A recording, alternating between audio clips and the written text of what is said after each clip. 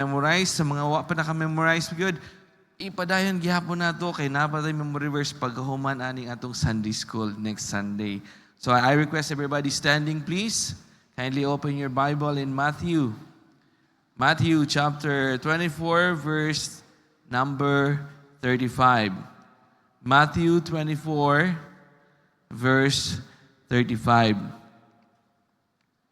So this one is a challenge for us nga makamemorize yung tag verse. Wa ko na mogos, pero challenge na nato. Dili lang ninyo natong tanan. Okay? Matthew chapter 24, verse number 35. Simple nga verse lang ato pagabasahon. So, I hope nga everybody has their own Bible. And kung halimbawa, bisita ka or bago pa ka nakasimba, salamat sa pag-anhini mo, o natay verse sa screen, pero as much as possible, members, we should have our own Bible. Amen? Kasi lisod man po, open your Bible, tapos cellphone imong giabrihan. Wa man ko nag-ingon, open your iPhone. No? So, Bible po tayo. Matthew chapter 24, verse 35, the Word of God said, Heaven and earth shall pass away, but my words shall not pass away. Sa ato ipadayon ang atong Sunday School karong kabuntagon, let us pray first. Our Heavenly Father, Ginoo, salamat sa takna sa kabuntagon. Salamat, Ginoo, nga ikaw naghatag namo gigayon nga kami makahimo aning Sunday School. Salamat, Ginoo, nga ikaw naghatod kanamo diri sa balay tigumanan para kami makasimba diya sa Espiritu katuturan. With the Father God, ikaw magapadayon og bless kanamo, Ginoo, ikaw magaprepare sa among nagkasing-kasing ang madawaton sa imong pulong o ma-apply sa namong tagsatasang kinabuhi. Dear Father God, ang Sunday School lamang itugyan sa ngalan ni Jesus. Amen. Please be seated.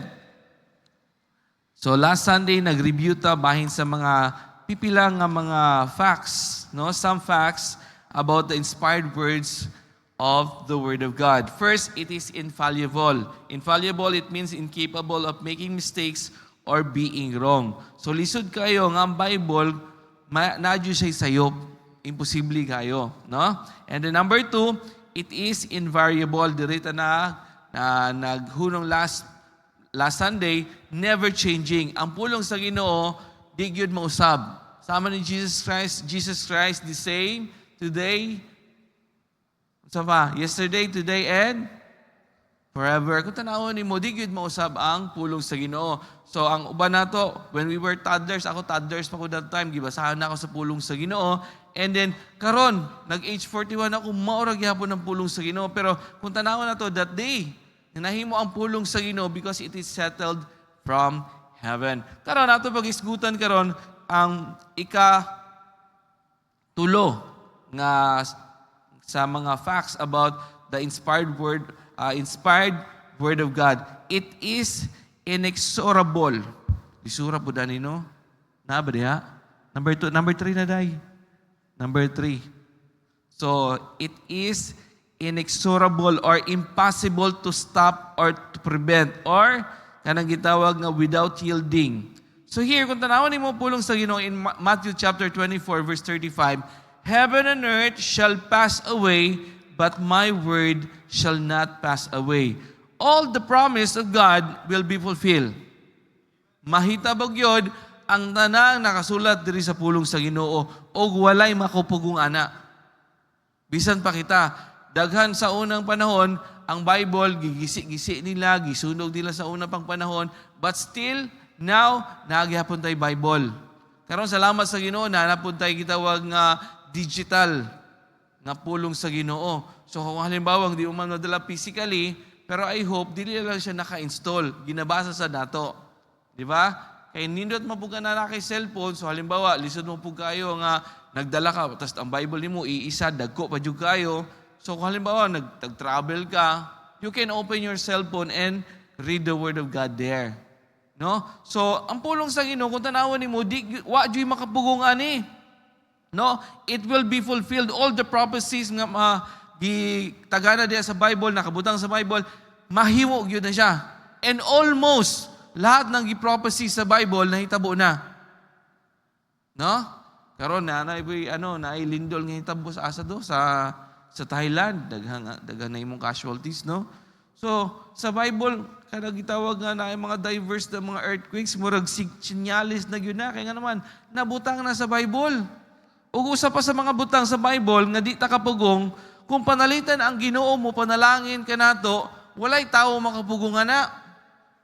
Kaya nga naman, kaysa magundang tao mo pugong sa panalangin sa Ginoo, dili man sila Diyos. Moingon po sila nga, balhin-balhin kag religion, gabaan to santos. Ano gabaan mo santos? Nga kita may santos. Di ba? The day na dawat nato si Jesus Christ, we became the living saints. And wala ta nang daon sa limang simbahan, but this is the truth. Kaya naman, di takabugong sa unsay gisulti sa pulong sa Ginoo. Sama sa ingani.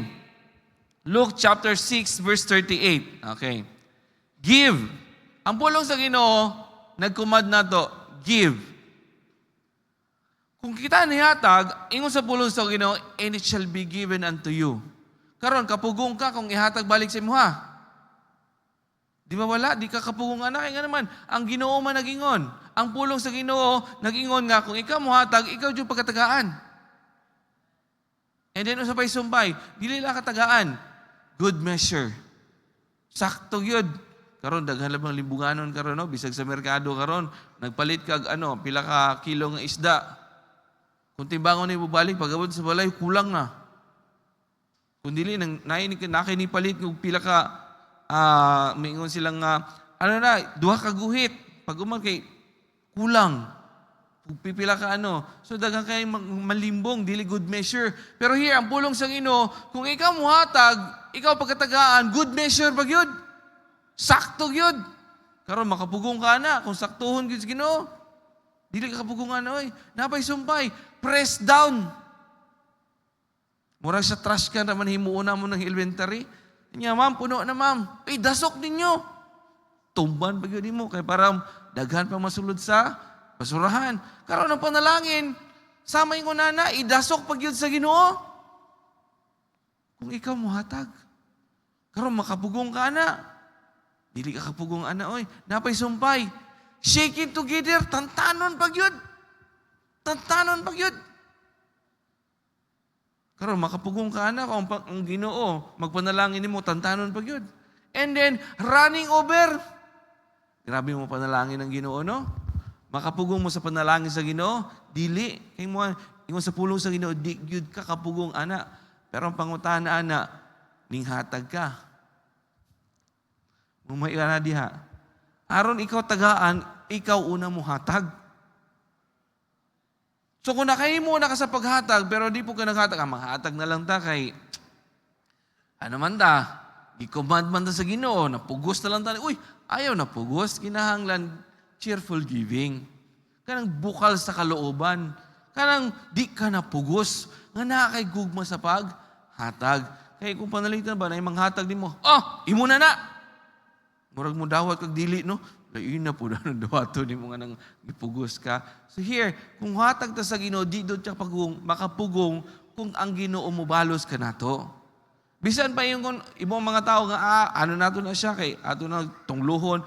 Ang tunglo sa tao may mahimo kay nga naman ang Ginoo maikuyog nimo. Ang problema usahay kita dili mo kuyog sa Ginoo. Kita na noy magpalayo, no? So, Malakay chapter 3 verse number 10 to 11, ato natin ginaynayon kay murag ninyo sa kita, pala ni karon na early in the morning, giving, when is gutan. Dili ni giving, pulong ni sa Ginoo. Okay?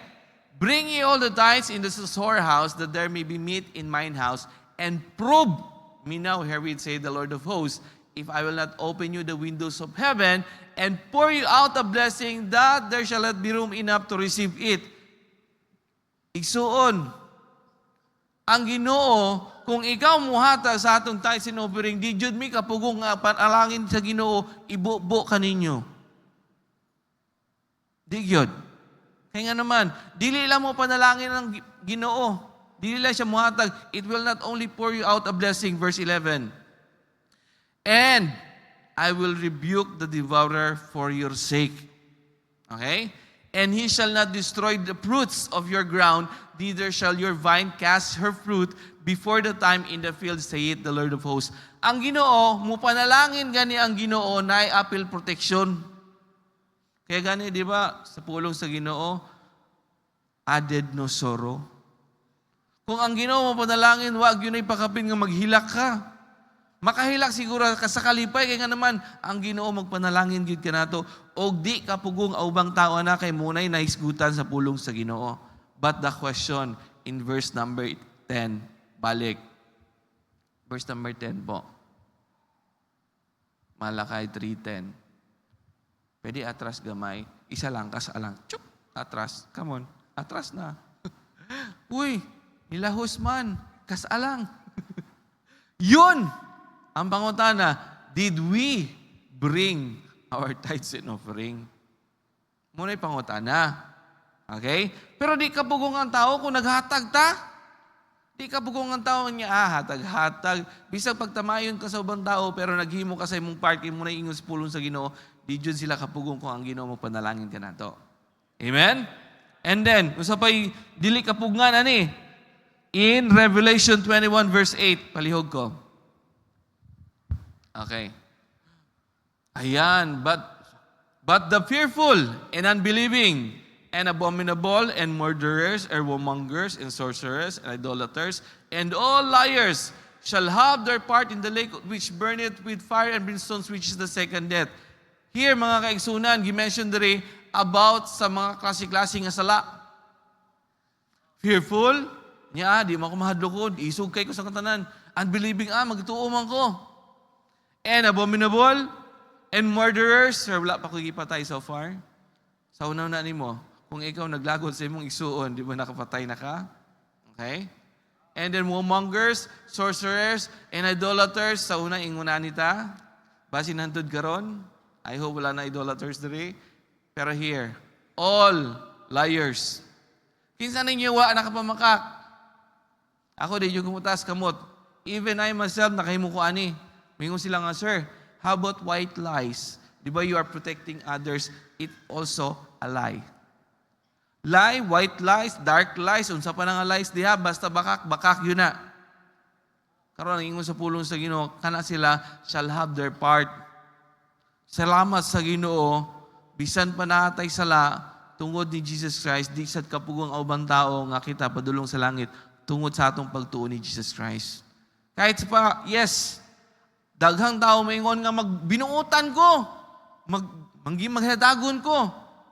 Pero here, appeal na siya and all liars. Dili ta makaingon nga, wala ko'y sala, oy.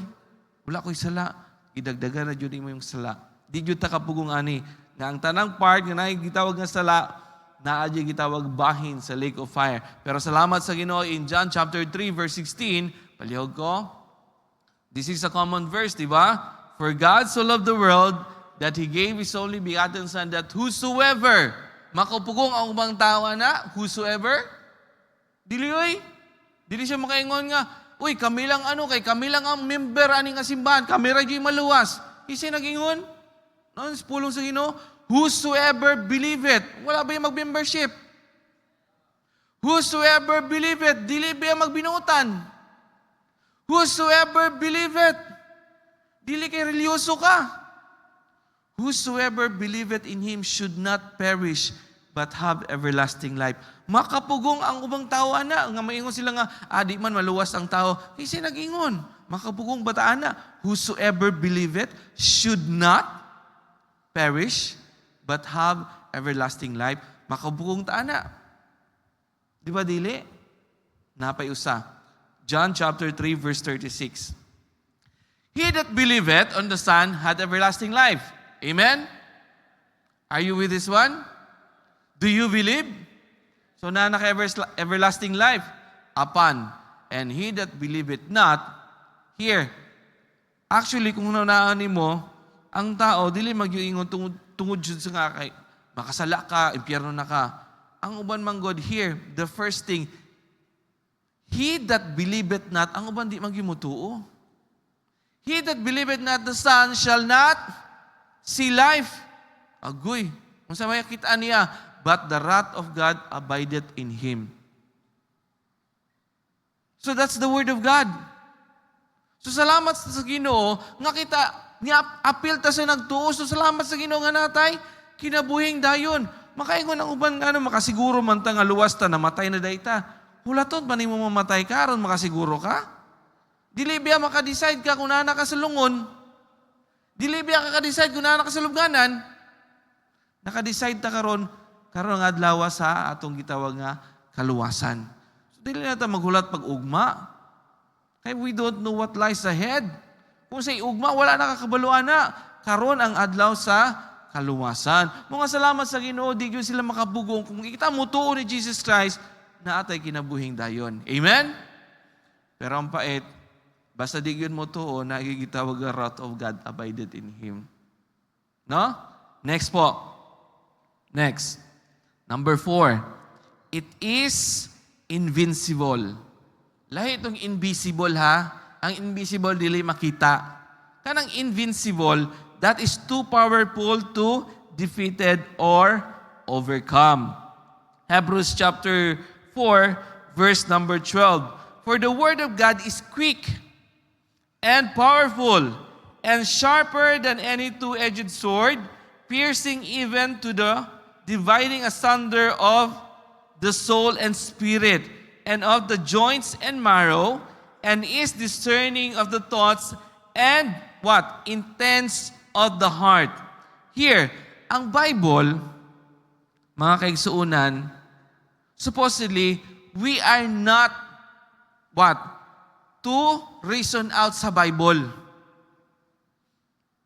Mga kaigsuunan, kung ang Bible nag-ingon, nga ingon ana, dili ka mo reason out pa.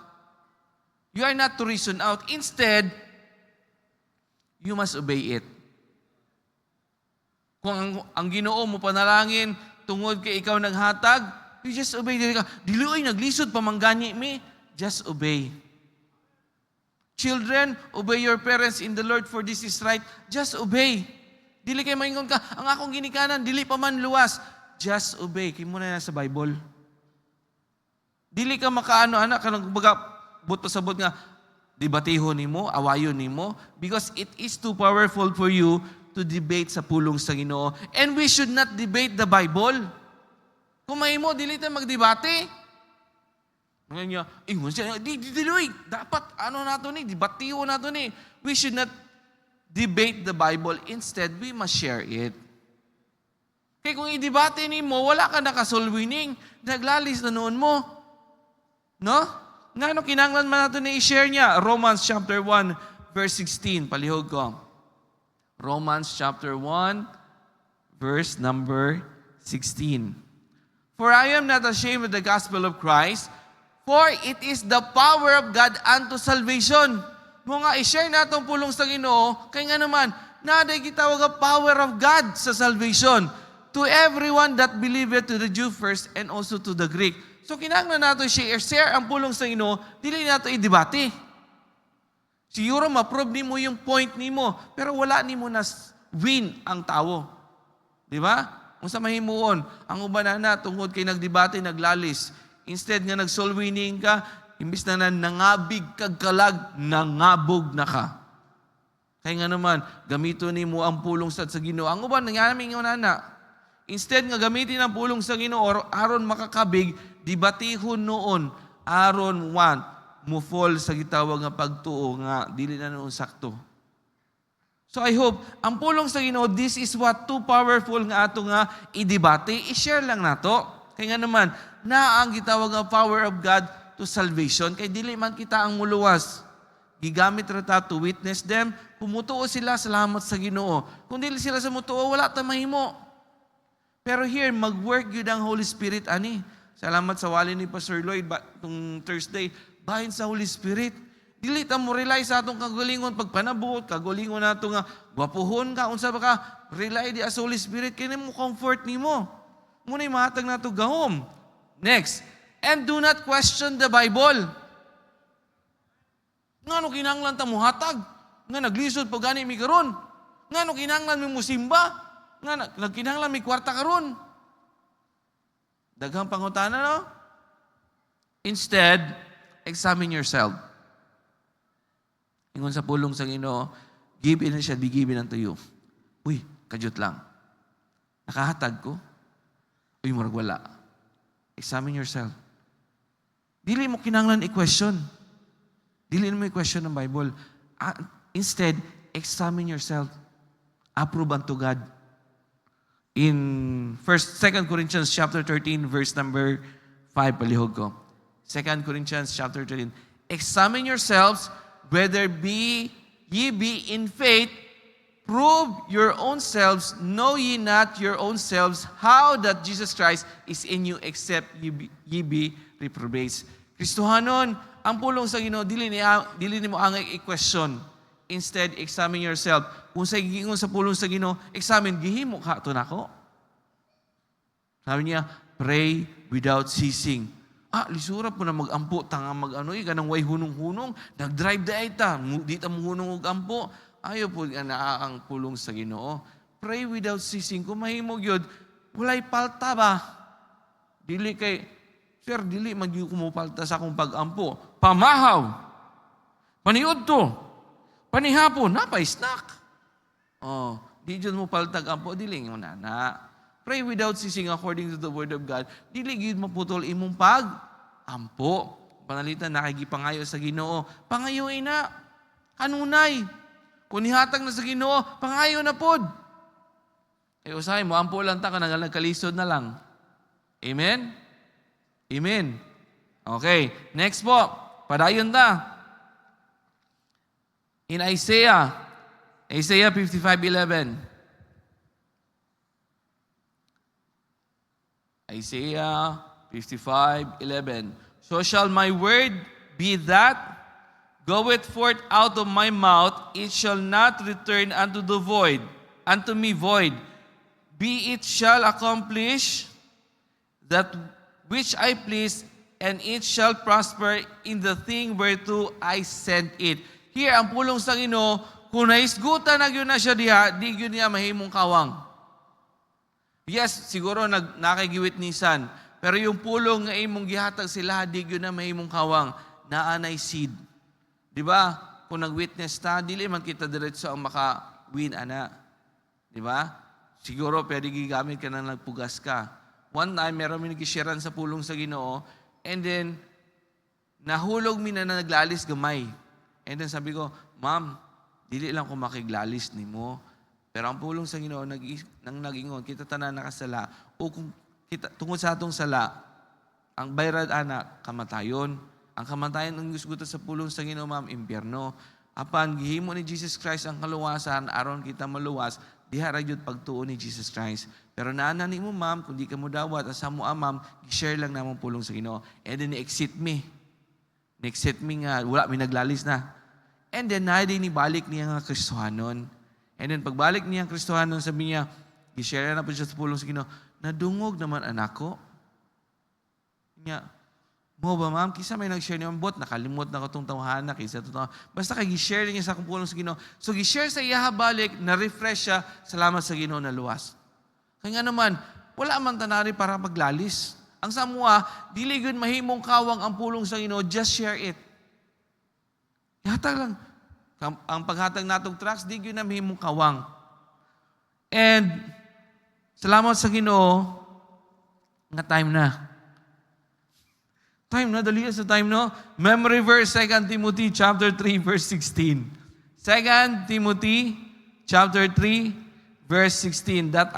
That is our memory verse for next Sunday. Amen? I-jot down yun na, para dagan maka-memorize. Okay, let us pray. Our Heavenly Father, Ginoo, salamat sa takna sa kabuntagon. Salamat, Ginoo, sa imong kayo. Salamat sa imong pulong nga kami. Di gyud makapugong o sigis ko sa pulong sa Ginoo apan. Salamat sa Ginoo kung ikaw magpanalangin ka namo, ikaw gyud maghatag panalangin. Di gyud kapugong ang tawa ni Ginoo. Dear Father God, ang panimbaw namin itugyan sa ngalan ni Jesus.